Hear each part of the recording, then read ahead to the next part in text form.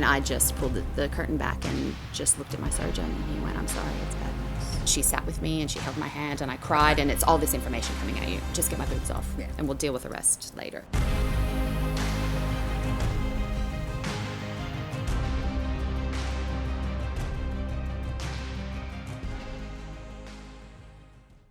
We acknowledge the traditional custodians of the land on which we gather today, the Noongar Wadandi Mort. We pay our respects to their elders, past, present and emerging. Scratch the surface and everyone has a story. Welcome and Kaya to the wisdom of women. Now, she's a mum of two, wife, 2 times cancer survivor and gorgeous woman. Welcome, Wendy, to the wisdom of women. Thanks, girls. It's such a pleasure to be It's here. very nice Thanks, to see your Sid. face. Thanks, Shauna. Always good to be seen by you, Shauna. Now, Wendy, I'm sure you're very proud Aussie, and judging by your accent, you're also American, a Yank. I can't hide it, Sid. I've tried 26 years of trying to hide it, but yes, no, you're right. And I was wondering if we'd be able to set the scene. You know, you lived in Bunbury, and then you're just enjoying life, and something terrible happens. No, walking along, living my life, and those words that nobody wants to hear is you've got cancer. So can I just ask from the start though, did you have a lump? Did you have like any idea that something was going on? Or did you? Not a thing. So it was just part of a routine checkup? Routine, Shauna. I have family history, and my gorgeous GP, who I've been going to for 25, 26 years, knows my family history and was okay with me wanting to have routine mammograms starting in my late 30s. So when you say family history, So my specifically breast cancer? Specifically breast cancer and other cancers. So my maternal grandmother had breast cancer, had one breast removed back in the 70s, as they did, kind of gone, and lived the rest of her days. Wow. But that made me at a higher risk of breast cancer. So I'm just one of those people that wants to know. So starting in my late 30s, even though our breasts are very dense at that age, still, you know, from just recently breastfeeding and that kind of thing. But yeah, my doctor was quite fine with me starting my routines then. So it was every year back then. Yeah. And so I always had a baseline. I always knew that if it ever did happen to me, it would be early detection. So you've had the test, not thinking too much about it. That's it. Off you go with your life. Yep. And then you get a phone call. That's right. So it was February last year, just my normal routine breast exams. And yeah, it was just, they tell your GP when there's something unusual, but it wasn't so unusual that I needed to go back and do any additional testing. So it was just, we'll see in 6 months instead of a year. Oh, okay. And that's what I did. So between February and August, it had become what's called an invasive ductal carcinoma. So it's a milk duct cancer. Right. So a stage 0 would be just within that one milk duct. And it was very, very small in February, nothing to worry about. But in those 6 months, it had grown about triple in size and had broken out of my duct. Were you finding yourself like checking your breasts all the time and thinking, oh, is that bigger? Like, can I feel it? Once he said it, and full disclosure, I have had breast implants for quite a few years. Yeah. And so with that, sometimes there's little buckles or little different kind of, it doesn't feel like normal boobs. Once I found out that there was something there, I definitely felt it, but I wouldn't have otherwise. Wow. That's amazing. Yeah. And it was found on an ultrasound. So when you do have breast implants, you can ask for both a mammogram and an ultrasound, which checks the rest thing then as well. And good for people to know with implants, which is why I'm quite happy to, because a lot of people do these days. Yeah, they do. Oh, yeah. And it always worries me, like, how do they pick it up on someone with implants? Yes. You know, it's always been a curiosity. Yeah. And it's different, you know, people are, a lot of my friends anyway, were kind of afraid of the whole idea of a mammogram that, they smush your boobs. They take your boob and they put it between the thing and they smush it flat. Well, especially as you say, when you're younger, your breast tissue is so much denser. So the thought of it would be revolting. Yeah, absolutely. And nothing would be picked up at your age anyway, because it would just look all white because it's just so, that tissue is so dense. Whereas with mine, there's more black space because, you know, I'm further and further and further away from having breastfed. So with implants, kind of in a nutshell, they push them back and pull the what breast tissue you do have and smush them a couple of different ways. It's weird, but it's not painful. Like, nothing to be afraid of, whether you have implants or whether you don't. The machines are kind of intimidating. You know, it's a big loud kind of machine. You need to hold your breath, but it doesn't hurt. No, I have had a couple of them myself. So you can attest. Because, a few years ago I had a couple of friends that were diagnosed with breast cancer, and so I was like, well, I'm going to go and get checked. Yep. And you're right, it's just really uncomfortable because you got to like hold yourself in like that and pop the breast You in. do, and you've got someone and pulling at it, you and squishing it. have, And it's like, okay, it's going, oh, don't mind nice me. to meet you. Yeah, know. how's that weather outside? You get yourself in all sorts of Strange. That's fine. No, just manipulate away. Yeah, go So for it. how have you been anyway? It is one of those bizarre things. But women are used to that. We're used to it. We've And always got doctors or people prodding our bodies. Oh, listen, have a baby and you know all about not being shy. Come on in, have a look, help me out. Yeah, so you go in for that next one. Yeah, so I went in for the one in August, and again, the results go to your GP if you have a regular one, which I do. And he said, look, this is something that we need to look a bit further into. Long story short, we're going to send you up to Mandurah for an MRI, which is where they have a really breast-specific MRI machine. Couldn't have it done in Bunbury, so I had to go to Peel, where you're laying on your belly and a boob in each circle. Wow. Yeah, interesting. So they do the MRI for about 20 minutes. You've got a needle in you, because then after 20 minutes they inject you with dye, really? and that makes Oh, everything yeah. show up. And even with that, so we got the results, and then I was, it kind of goes quickly, referred to a breast cancer specialist or a surgeon. He didn't think it really looked like cancer. He wasn't too concerned about it. We can do we can do a needle biopsy, but there's risks with breast implants because it's quite close to the implant.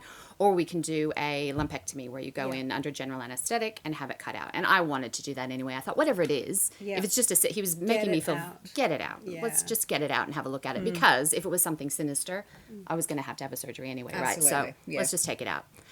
Yeah, and then the ball kept so very assured. My husband went with me to that appointment or those first couple appointments. We were very kind of, I don't want to say assured, because he did nothing untoward or anything. It was just he was quite confident that it didn't look like cancer to him. Yeah, okay. So you've got no nagging sort of thoughts of, oh, Jesus, this could all go pear-shaped. No, I thought, let's get it out and off we go. It was just a little bit suspicious, but it's going to be nothing. Kind of suspicious. Not a lot of them, just one. Yeah. And let's just get it out. So then it's the follow-up appointment that my husband was in Perth for an end of year. This was December 18th, actually, for an end of year kind of wind up with his company. Luckily, he was only one drink in, so he didn't come with me to the appointment. Yeah. He didn't think it was a big deal. Was just He was going to check my wound, take my bra, check the wound, make sure everything's fine, which we did. And then there's a knock on my surgeon's door, and he said, I'm just going to have Karina, the McGraw nurse, come in and join us. And I knew that was kind of a part of the process somehow. He had talked about it, that McGraw nurses are very integral in this process. Wow. So what happens? Your stomach drops? Dropped, forgot to breathe a little bit. I'm sitting on the thing, putting my shirt back on, because he had just checked the wounds, and then she comes in. Okay. And I just pulled the curtain back and just looked at my surgeon, and he went, I'm sorry, it's bad news. And I just went, Wendy. God. Wow. No, my husband wasn't there. I didn't have anybody with me. Yeah, and he asked me that when I walked in, thinking back in hindsight, where's John today? I was like, oh, no, he's in Perth at a Christmas party.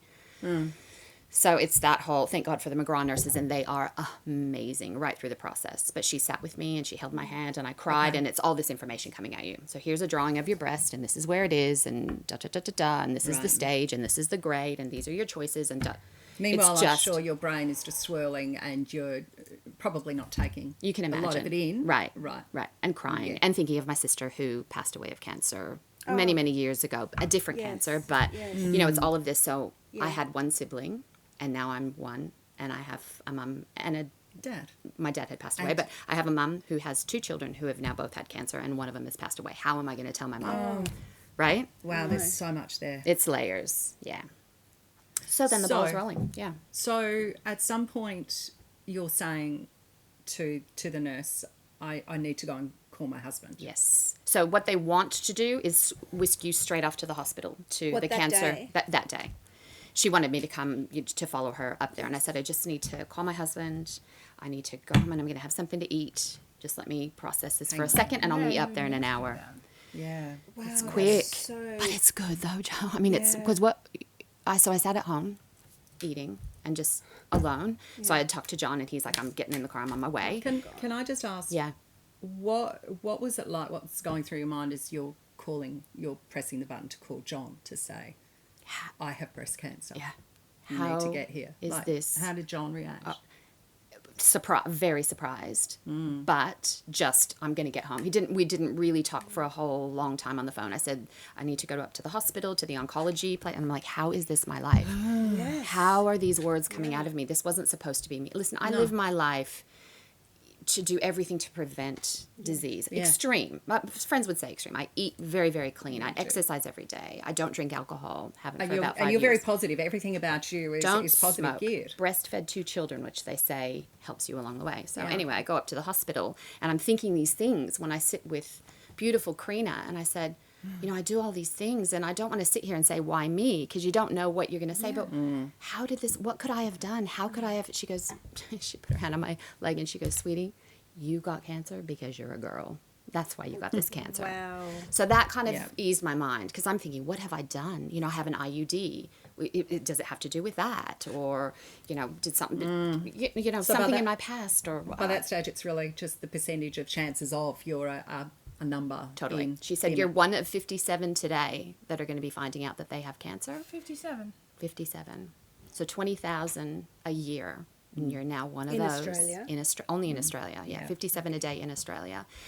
And you're that 1 in 7 in their lifetime. You know, us women, 1 in 7 of us Yeah, okay. at this stage will have breast cancer. Holy dooly. Yeah. So you're at the hospital. So I'm at the hospital and they give you all kinds of stuff. Bless them. Paperwork, folders with your name on it. Like she had already gotten my stuff together. Oh, wow.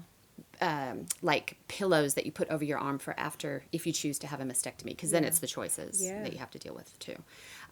Pillows and little things that you put around your neck to hold your drains. Yes. Should you choose to have surgery, which I did.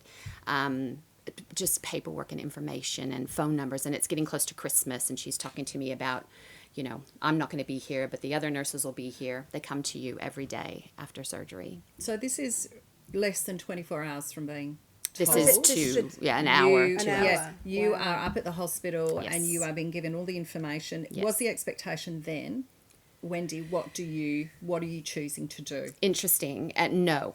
And that was mostly from my surgeon, because I said to him, even while we were sitting there, even while my mind is going, I said, I want a double mastectomy. I want my breast tissue out. It just kind of came to me. I was like, I don't want to, I want this all gone. Like this, there is something living and growing in my body. How quickly can we get into surgery and get this? Just get my boobs. Just get my boobs off, Yeah. and we'll deal with the rest later. There were other choices. Radiation was a choice, so another bigger lumpectomy to take the margins away, which... So they do a lumpectomy and they check what they got, and if they know that the margins go beyond what they took, they know that there's still cancer there. Yeah, okay. So they could go back in, take out with margins and some of my skin, because it was right to the edge of my skin, and do radiation, which is 5 days a week for a certain amount of time. But there can be bad things that happen with breast implants with radiation. So, I've had these implants in for 8 years, was probably going to have to get them replaced anyway. So that probably made it easier. I want the implants out, and I just want breast tissue out. Anyway, my surgeon was going, talk to your husband, think about it, take some time and just see. I'm just thinking too, your frame of mind as the woman that you are, you've had children, your breasts have been used for what they've needed to Correct. be used, whereas for someone your age, Yeah, I could never imagine getting my breasts they're just Taken gone. off. Yeah. just Like an amputation, someone said to me. And isn't that heavy? Wow, God, but it's it is. true. Brings a is. new meaning to it. It's not a really. limb, but, But you it's know, there. it's your boobs. well fundamental to being a woman. Woman. And a mother. Absolutely. In your case, having breastfed your boys. And, Yes. And obviously I cared about the way they looked because I had implants, right? Yeah. So I didn't want them to be those saggy boobs that had breastfed to hungry boys. I, cared about the way that I look and do care about the way that I look and try to stay fit and, want to look pretty in a dress and that kind of thing. But at that moment, it's like, I don't care about any of that. Yeah, okay. Take it all. Which ended up, that initial reaction ended up being what I stuck with. And is it extreme? Some people might say, but also what you do is you get on Google, even though you probably shouldn't, and you check Dr. Google that night, as I'm waiting for my husband. Could be a trauma. Can be. Oh. Joined a couple of groups on Facebook that were cancer groups, so support groups. Great. And interestingly, and it's probably what you're looking for as well, but I found that the majority of comments that I was reading were things like, I had a single mastectomy, and I'm living now wondering if it's going to come back. Okay. That kind of thing. That would be hanging over And it's your probably head. what I was looking for. I was probably looking for those comments. reassurance. Validation. Kind of thing. Yeah. I had radiation, and my cancer has come back, and my doctor has now told me that I can't have radiation in the same place again. So now I have no choice. So it was kind of like, why would I want to go through that and the wondering and all of that kind of thing? And quite honestly, because I've had reconstructive surgery on my breasts, I knew that I could have reconstructive surgery again. Yeah, And so I okay. just went, you know what? It doesn't necessarily mean that, there'll still be something there in a dress. Yeah, that's it. I'm flat-chested. Yeah. So double mastectomy was what it was for me. And I was diagnosed on the 18th of December, and I was in for my 5.5-hour surgery on the 4th of January. So it was really 2 and a bit weeks. Yeah. That's a real quick turnaround. It was a quick turnaround. Very, I wouldn't say like a tough Christmas, but it would have been a tough Christmas. Little I mean, bit. I did see you and you were very upbeat. Yeah. But We were trying to do all the Behind the things, door, Joe. But yeah, yeah, behind doors, absolutely yeah. behind the doors. Because it's the unknown. Okay, so it's a stage 1, which it was. So it had just split out of my milk duct, like I was saying. Stage 0 would be completely contained within that duct. Stage 1 was invasive, so it had busted out. Has it gone to my lymph nodes? And if it has, then you're talking stage 2 or stage 3 or Yeah. whatever. And then there's treatment, so chemo, which was a heavy thing. And I don't want to sound vain, but our hair, Sydney's beautiful hair. I mean, your hair is your Yeah. thing, right? Yeah. So how am I going to look bald? And, I was thinking about my hairdresser, and I'll have her come to the house and have my girlfriends there, make it a thing. But it's like, you never think you're going to have to deal with that, with those ideas. So yeah, it was all of those things going through. Support groups, Dr. Google, thinking the worst, hoping for the best. Yep.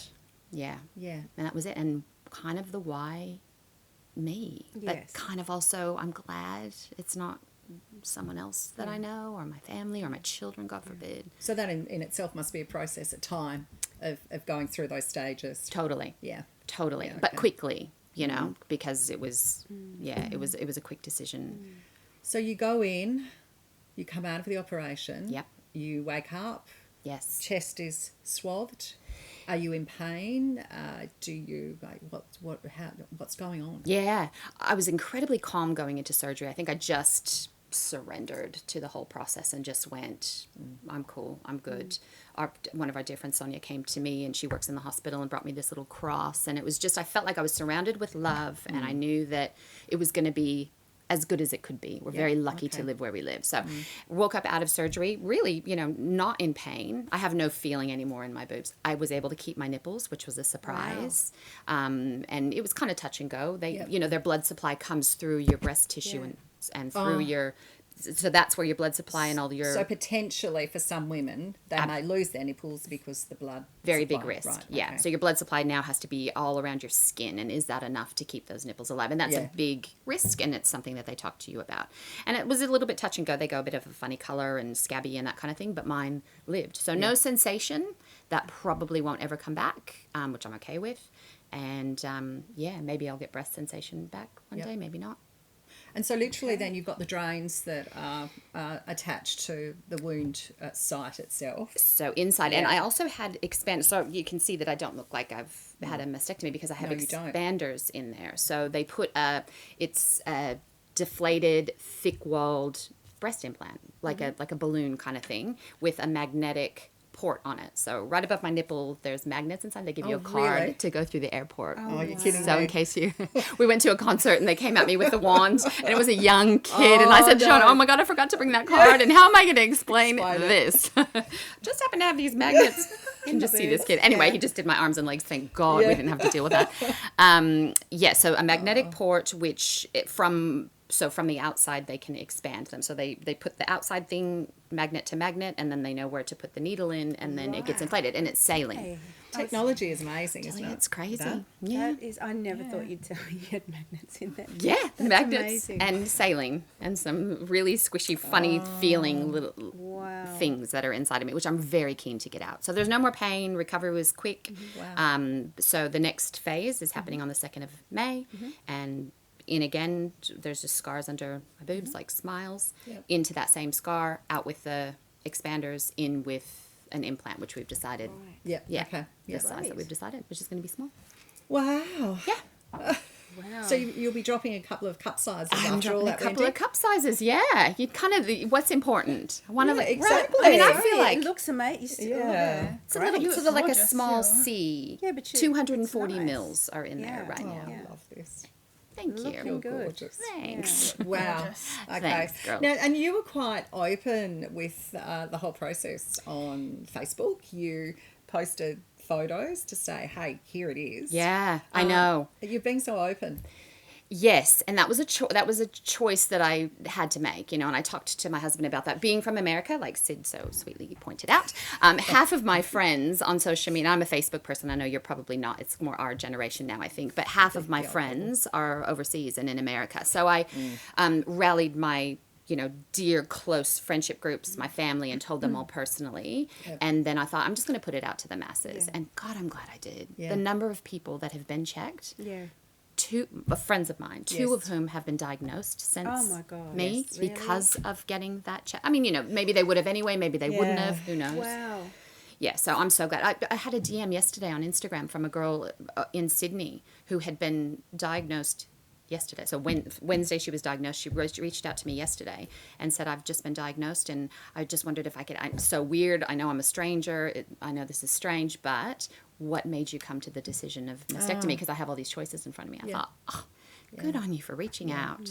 And this is what we love about with the wisdom of women as well. It's women actually being able to have the conversations, because often we feel a bit alone in not being able to reach out and get advice from people. Yes. So how cool is it to have that network even existing? Unbelievable. So that for me, just that DM yesterday, if nothing else along the Yeah. way, was like, okay, that's why you've shared this. Yeah. And if that can be just somebody's little seed Yeah. that Sydney will remember when Yeah. she's, hits 40 and she'll go, yeah, I knew a lady that had breast cancer. I'm going to get mine checked just because. Yeah. Absolutely. Yeah. Yeah, Can never be absolutely. never too careful. And because Wendy, we know, I think most of us know as well, we've had friends that have unfortunately lost the battle against breast cancer. Yeah. And we know that its impact, family and friends, is just so devastating. So to get back to the fact that it is about prevention in the sense of get in early, because that is when you've got the most chance of survival. That's right.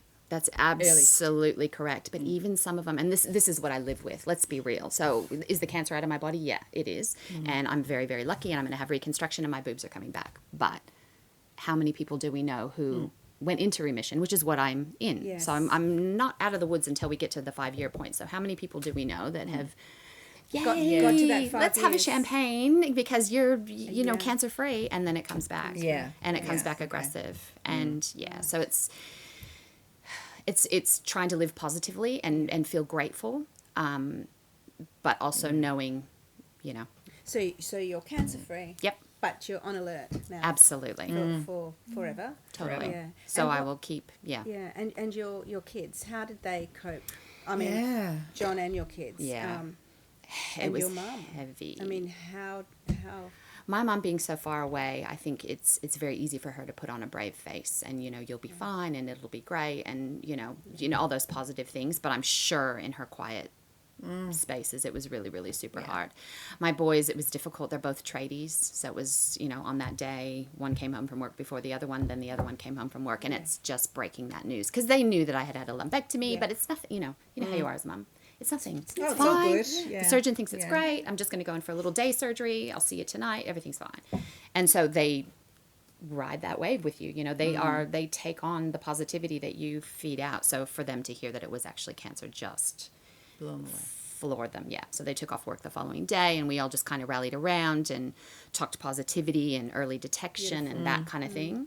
So because the surgery was a couple of weeks later and then I got the information that the lymphs were clear, that was the happy day. Oh, fabulous. And my yes. son, who's overseas at the moment, said to me, because we were crying, and he was home at the time, and so was John, and he said, I wasn't going to go traveling. If you had to get chemo, I was just going to stay home. And I was like, Oh, what a beautiful boy. what a beautiful boy. But thank God that he didn't have to do that.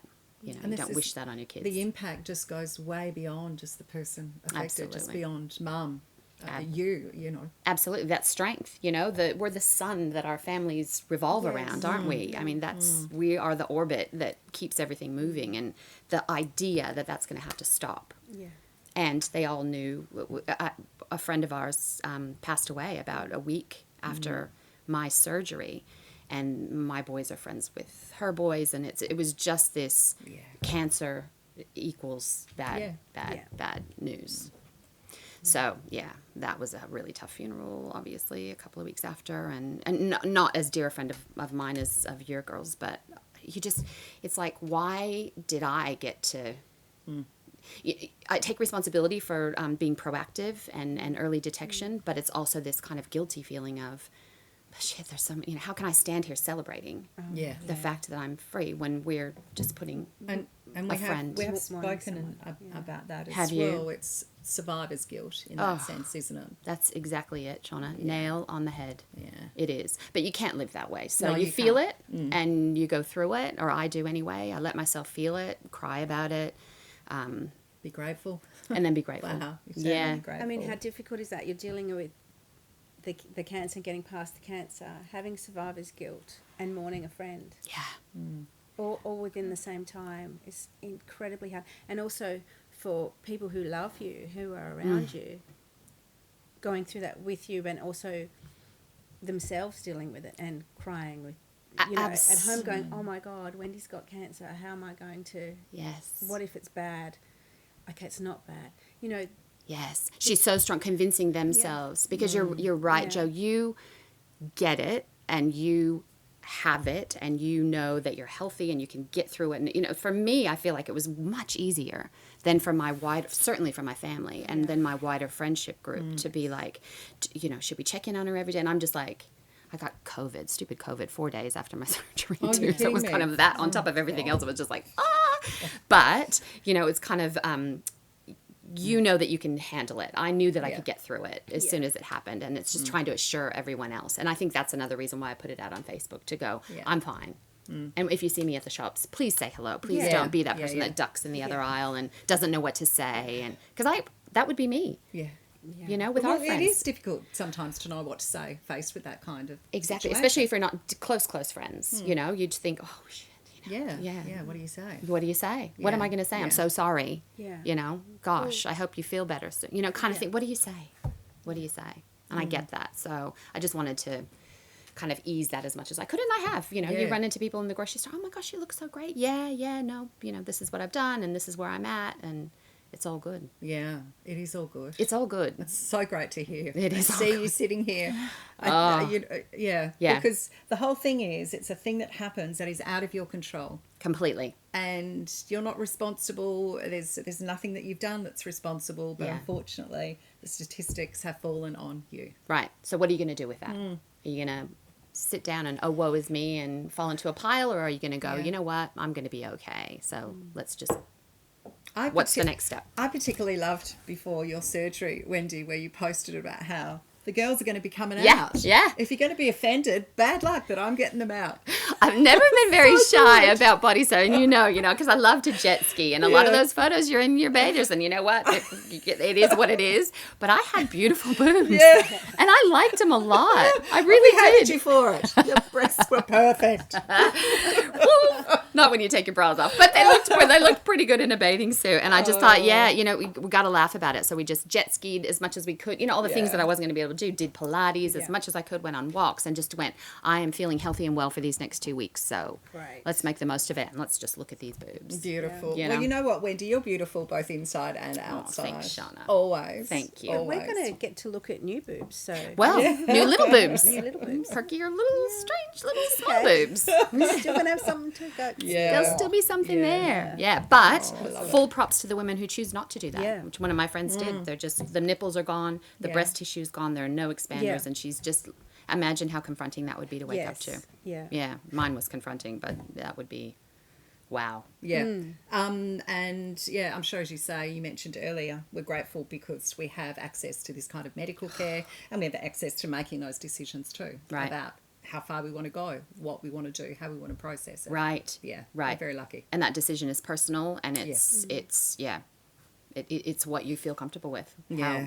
You're the one who has funny to live with because it. in my mind, I would be like you. I Would would ya? just take them off. But Would I ya? don't know if I would go through the implants because I don't know if I could do the...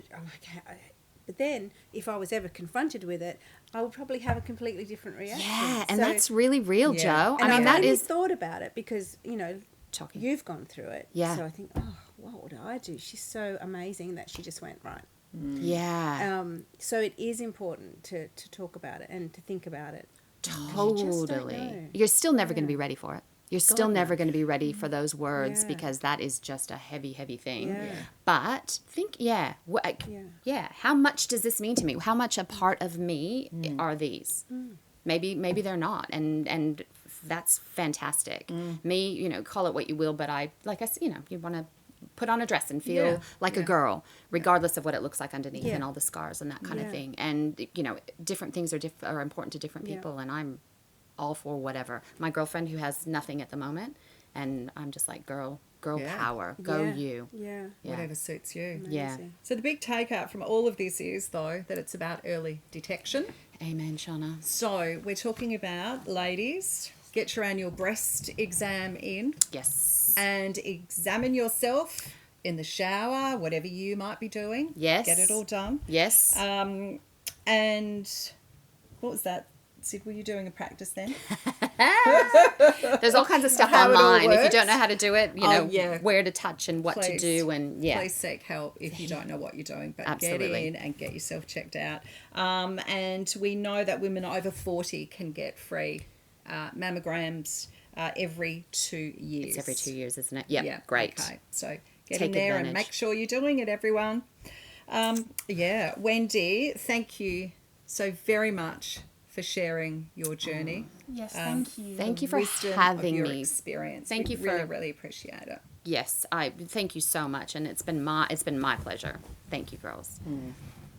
Now, we have some links, don't we, for more show information and to subscribe. And if you've been affected by any of the topics here today, we will be having some links attached there so that Amazing. people can go to organisations that can help you out a little bit. Great. Better. Good. So, Spread the word. Wendy, we love a good quote here, the wisdom of Oh, we women. do. So, do you have a quote? What's your quote that you like to... I know, Wendy, that you had the one about being... Yeah, well, that's kind of me. Be your own best friend. I've always Yeah. said that to my boys. Set yourself up for success rather than for failure. From little things like pack your gym bag the night before so that you're all that more apt to get up to, just be your own best friend. Look after you when you can. And the one that I love from Maya Angelou, who we love unfortunately, the world is a far less good place with the loss of her. But it goes longer than this, but what I take from it is when you know better, you do better. So people who have watched this or listened now know better that there are things you can do to avoid breast cancer or try to be as proactive as you can. And now you can do better by getting a mammogram. Yay. Thank Love you, that. Wendy. Oh, yes. So, with an awesome village of women all around us, we can do better. So, Wendy, thank you. Obviously, we love you and we wish you all health and happiness. We do. Thank Because you're amazing. So, and to put it out there. Yeah. So helpful and wise. Thank you for saying that. Yeah. Thank you, Joe. It's been such a pleasure, girls. Always remember. Every day. You are remarkable.